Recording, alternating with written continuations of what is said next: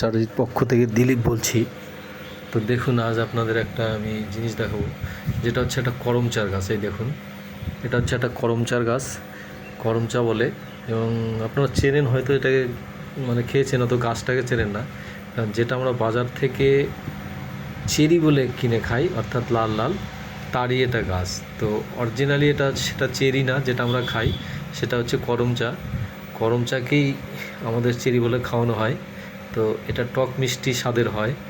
এবার দেখুন গাছটা, এই দেখুন, এই বোধহয় 7-8 মাস এরকম হয়েছে গাছটা লাগানো।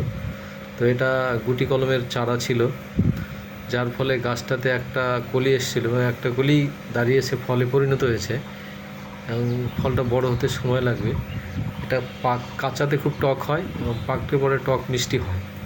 তো দেখুন, এরকম গাছ আপনাদেরও বাড়িতে থাকলে ভালো হবে, কারণ এটা প্রায় 12 মাসই ধরতে গেলে হয়, কম বেশি পাওয়া যায় টক মিষ্টি স্বাদের ফল। তো আপনারাও লাগান, এরকম পাবেন, ফল পাবেন, খেতে পারবেন। তাই বলি যে আপনারাও লাগান, এবং ভালো, এটা খারাপ নয়। যারা টক ভালোবাসে তাদের পক্ষে খুবই ভালো, সুস্বাদ। তো দেখুন আমার ভিডিওটা, আর আমার ভিডিওটা যারা দেখছেন তারা আমার ভিডিওটাকে শেয়ার করুন এবং চ্যানেলটাকে সাবস্ক্রাইব করুন। আর কমেন্ট অবশ্যই করবেন, কারণ চ্যানেলটা সাবস্ক্রাইব করলে পরবর্তী ভিডিও আপনাদের দেওয়ার সময় প্রথমেই দেখতে পাবেন। এই দেখুন ফলটা, এই যে ছোট্ট, এখনও বড় হয়নি, বড় হতে আরও সময় লাগবে। দেখুন, আপনারা চিনে রাখুন করমচার গাছ।